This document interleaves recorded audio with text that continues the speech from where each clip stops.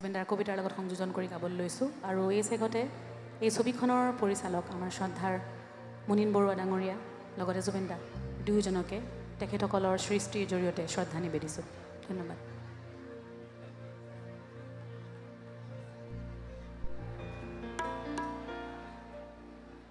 মই যেনেকৈ কৈছিলোঁ জুবিনৰ কবিতাবোৰ বৰ সৰু সৰু। ইয়াতো দুটা কবিতা লোৱা হৈছে, অস্থিৰ কাব্য আৰু মই তোমাৰ মাজত। তুমি দুহাত মেলি দিলেইতো মোৰ ৰাতি নোপোৱাই, তুমি দুহাত মেলি দিলেইতো মোৰ ৰাতি নোপোৱাই, তুমি চুই দিলেইতো শেষ নহয় মোৰ বিষণ্ণতা, বৰঞ্চ মই অন্ধ হৈ পৰোঁ, লুপ্ত হওঁ তোমাৰ কথাৰ বসন্তত। যদি পাৰা লিখি দিয়া মোৰ অভিধানত পোহৰ, সীমাহীন পোহৰ, যাতে মই সঁচাকৈয়ে অন্ধ হ'ব পাৰোঁ। দিয়াচোন লিখি দিয়া তুমি পোহৰ মোৰ অভিধানত, লিখি দিয়া এবাৰলৈ, দিয়াচোন পোহৰ লিখি দিয়া, পোহৰ লিখি দিয়া। দিয়া দিয়া আকাশৰ দৰে দিয়া,